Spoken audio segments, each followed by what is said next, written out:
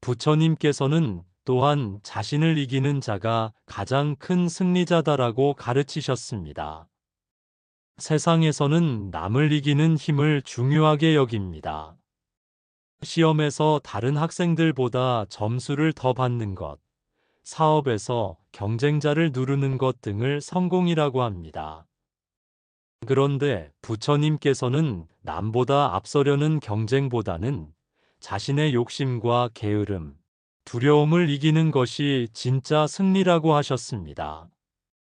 왜냐하면 남을 이겨도 그때뿐이지만 자신을 이기면 평생 자유롭기 때문입니다. 이는 현대 사회에서 특히 중요한 가르침입니다.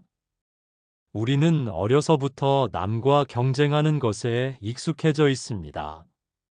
성적으로 친구들을 이겨야 하고, 더 좋은 대학에 가야 하고, 더 큰 회사에 들어가야 한다고 배웠습니다. 하지만 이런 경쟁은 끝이 없습니다.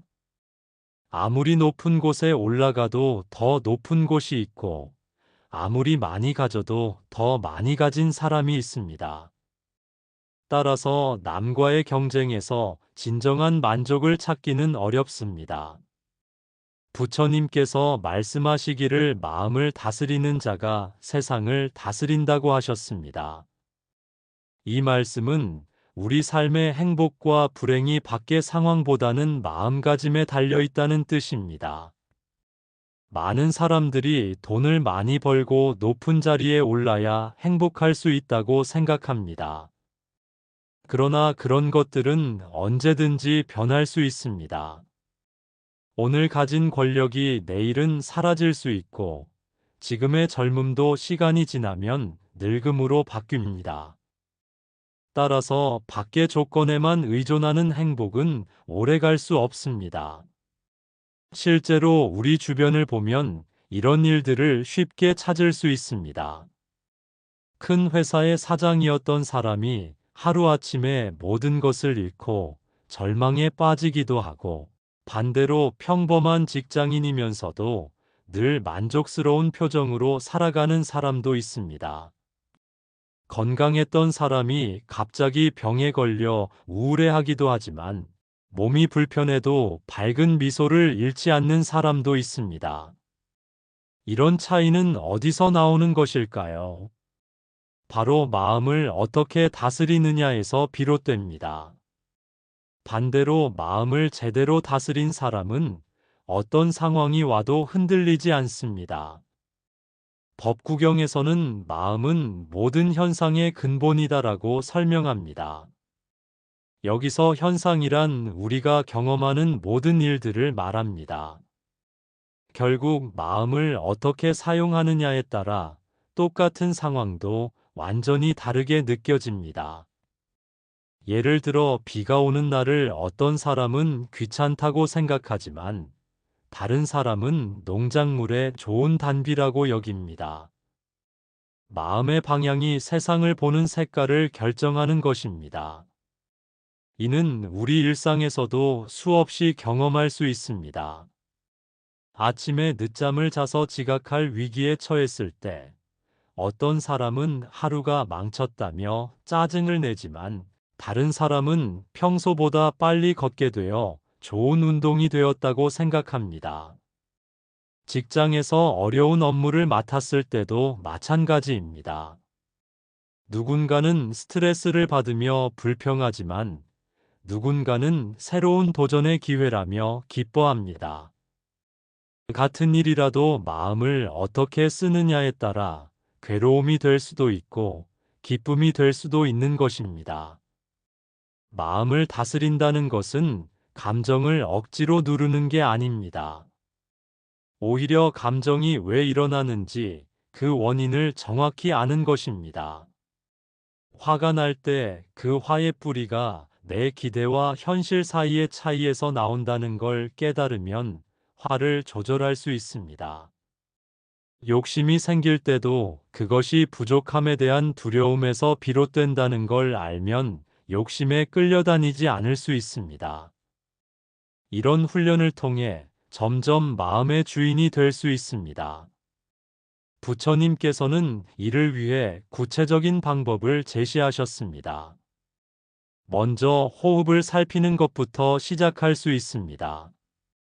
숨을 들이쉬고 내쉬는 것을 의식적으로 관찰하면 마음이 차츰 고요해집니다. 그 다음에는 몸의 감각을 살펴봅니다. 발가락 끝부터 머리끝까지 차례로 느껴보면서 몸과 마음이 하나라는 것을 깨달을 수 있습니다. 마지막으로는 생각과 감정이 일어나고 사라지는 것을 그저 지켜보는 연습을 합니다. 이때 중요한 것은 판단하지 않고 있는 그대로 받아들이는 것입니다. 부처님께서는 또한 모든 것은 인연 따라 생기고 인연 따라 사라진다고 가르치셨습니다. 이를 연기법이라고 하는데 세상의 모든 일이 여러 원인과 조건이 만나서 생기고 그 조건들이 흩어지면 사라진다는 뜻입니다.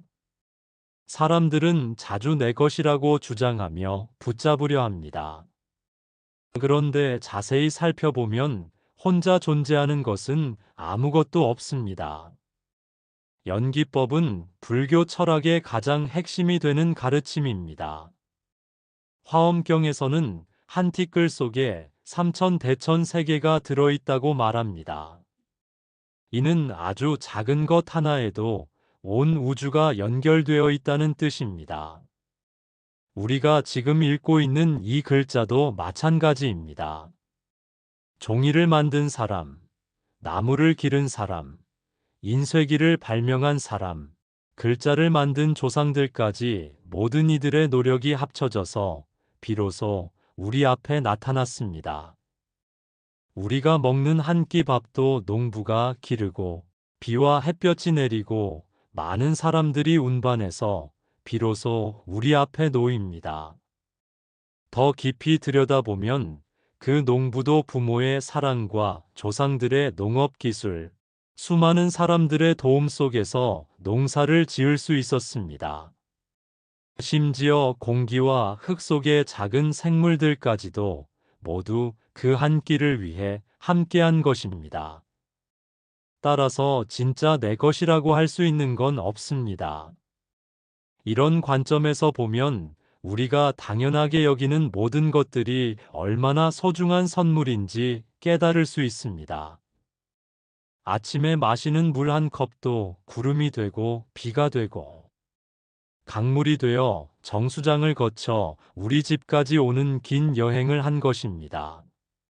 입고 있는 옷 한 벌도 목화를 기르고 실을 뽑고 천을 짜고 재단하고 바느질한 수많은 사람들의 손길이 담겨 있습니다. 이처럼 우리 삶의 모든 순간이 셀 수 없는 인연들의 만남인 것입니다. 이 도리를 깨달으면 욕심과 집착이 줄어듭니다. 많이 가져도 언젠가는 없어질 것을 알기 때문에 자만하지 않고 적게 가져도 언젠가는 새로운 기회가 올 것을 알기 때문에 절망하지 않습니다. 부처님께서 이것도 지나갈 것이다라고 하신 말씀도 모든 변화가 당연하다는 뜻입니다. 결국 삶은 여러 인연들이 이어지면서 흘러가는 강물과 같습니다. 무상이라는 말이 있습니다. 이는 모든 것이 항상 변한다는 뜻입니다. 기쁜 일도 영원하지 않고 슬픈 일도 영원하지 않습니다. 젊음도 늙음으로 바뀌고 건강도 병으로 바뀔 수 있습니다. 하지만 이것을 부정적으로만 볼 필요는 없습니다. 변한다는 것은 새로운 가능성이 항상 열려 있다는 뜻이기도 합니다. 지금 어렵고 힘든 상황에 있다고 해도 그것 또한 반드시 변할 것입니다. 중요한 것은 이런 변화의 흐름을 받아들이고 그 안에서 지혜롭게 살아가는 것입니다. 인연법을 이해하면 자연스럽게 고마운 마음이 생깁니다. 지금 내가 숨쉬고 살아가는 모든 순간이 셀 수 없는 도움들의 결과라는 걸 알기 때문입니다. 또한 어려운 일이 생겨도 이것도 하나의 인연이구나 하며 받아들일 수 있습니다. 좋은 인연을 만나면 감사하고 힘든 인연을 만나면 배움의 기회로 여깁니다. 그런데 여기서 중요한 것은 우리도 다른 사람들의 인연이 된다는 사실입니다. 내가 누군가에게 건네는 따뜻한 말 한마디, 어려울 때 내미는 작은 도움, 심지어 길에서 보내는 미소까지도 모두 상대방에게는 소중한 인연이 됩니다. 따라서 좋은 인연을 만들어가는 것이 곧 나 자신에게도 좋은 인연이 돌아오는 길입니다. 이를 인과법이라고도 하는데 좋은 원인을 심으면 좋은 결과를 거둔다는 뜻입니다. 부처님께서는 원망은 원망으로 풀리지 않고 오직 자비로만 풀린다고 말씀하셨습니다. 사람들은 누군가에게 상처를 받으면 똑같이 갚아주고 싶어 합니다. 이는 자연스러운 반응입니다. 그러나 미움으로 맞서면 더 큰 미움만 생깁니다. 법구경에서도 원한은 원한으로는 사라지지 않고 사랑으로만 멈춘다고 설명합니다. 이것은 단순한 도덕적 권유가 아니라 마음이 어떻게 작동하는지를 보여주는 진실입니다. 실제로 우리가 누군가를 미워하면 그 미움이 가장 먼저 나 자신을 해칩니다. 미워하는 사람을 생각할 때마다 마음이 괴롭고 잠도 제대로 오지 않으며 다른 일에도 집중할 수 없게 됩니다. 상대방은 멀쩡히 지내고 있는데 정작 나만 고통받는 경우가 많습니다. 부처님께서는 이를 화를 내는 것은 다른 사람을 향해 던지려고 뜨거운 숯을 짚는 것과 같다고 비유하셨습니다. 숯을 던지기 전에 먼저 내 손이 타는 것입니다. 자비란 남을 불쌍히 여기는 마음을 넘어서서 모든 존재가 행복하기를 바라는 마음입니다. 이런 마음이 생기면 상대방의 잘못된 행동도 무지에서 나온 것임을 알게 됩니다. 무지란 진리를 모르는 상태를 말합니다. 예를 들어 거친 말을 하는 사람을 미워하기보다는 그가 마음의 상처 때문에 그렇게 행동한다는 걸 이해할 수 있습니다. 그러면 되갚을 필요가 사라집니다. 불교에서 말하는 자비에는 4가지 단계가 있습니다. 첫째는 자애로 모든 존재가 즐거워하기를 바라는 마음입니다. 둘째는 연민으로 고통받는 존재들을 도와주고 싶어 하는 마음입니다. 셋째는 기쁨으로 다른 사람의 행복을 진심으로 함께 기뻐하는 마음입니다. 넷째는 평정으로 차별 없이 모든 존재를 같은 마음으로 대하는 것입니다. 이 4가지 마음을 기르면 자연스럽게 원망과 미움이 사라집니다. 자비의 마음을 기르는 방법 중 하나는 자비 명상입니다. 먼저 자신에게 내가 행복하길, 내가 평안하길이라고 마음속으로 빌어봅니다. 그 다음 가족, 친구, 모르는 사람, 심지어 미워했던 사람에게까지 같은 축복을 보내는 것입니다. 이 연습을 꾸준히 하면 마음속 원망이 서서히 녹아듭니다. 결국 자비는 상대방을 위한 길이면서 동시에 나 자신을 치유하는 길입니다. 처음에는 이런 연습이 어색하고 억지스럽게 느껴질 수 있습니다. 특히 나를 괴롭혔던 사람에게까지 좋은 마음을 보내는 것은 쉽지 않습니다. 하지만 이때 중요한 것은 그 사람을 용서하거나 좋아하라는 게 아니라는 점입니다. 다만 그도 나와 같은 사람이고 행복을 원하고 고통을 피하고 싶어 한다는 사실을 인정하는 것입니다. 이런 공통점을 발견하면 미움의 마음이 조금씩 부드러워집니다. 부처님께서는 또한 자신을 이기는 자가 가장 큰 승리자다라고 가르치셨습니다. 세상에서는 남을 이기는 힘을 중요하게 여깁니다. 시험에서 다른 학생들보다 점수를 더 받는 것, 사업에서 경쟁자를 누르는 것 등을 성공이라고 합니다. 그런데 부처님께서는 남보다 앞서려는 경쟁보다는 자신의 욕심과 게으름, 두려움을 이기는 것이 진짜 승리라고 하셨습니다. 왜냐하면 남을 이겨도 그때뿐이지만 자신을 이기면 평생 자유롭기 때문입니다. 법구경에서도 1000번 싸워서 1000번 이긴 사람보다 자기 자신을 이긴 사람이 최고다라고 했습니다. 여기서 자신을 이긴다는 것은 자신을 미워하거나 억누른다는 뜻이 아닙니다. 오히려 자신의 성품을 깊이 이해하고 좋지 않은 습관과 충동을 지혜롭게 다스린다는 의미입니다. 자신과의 싸움은 매 순간 일어납니다. 아침에 알람이 울릴 때 조금 더 자고 싶어 하는 마음과 일어나야 한다는 마음 사이의 갈등. 맛있는 음식 앞에서 더 먹고 싶어 하는 욕심과 건강을 생각하는 마음 사이의 갈등. 어려운 일 앞에서 피하고 싶어 하는 두려움과 해결하려는 용기 사이의 갈등이 그것입니다. 이런 작은 갈등들에서 올바른 선택을 하는 것이 곧 자신을 이기는 것입니다. 예를 들어 술을 끊기로 결심했을 때 술을 권하는 사람과 다투는 것이 아니라 자신의 유혹을 이겨내는 것이 중요합니다.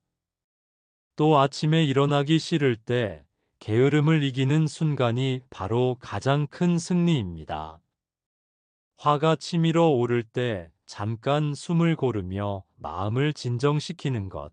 욕심이 일어날 때 정말 필요한 것일까라고 스스로에게 묻는 것 모두가 자신과의 승리입니다. 부처님께서는 이런 자신과의 싸움에서 이기기 위한 구체적인 방법도 제시하셨습니다. 팔정도라는 8가지 올바른 길이 그것입니다.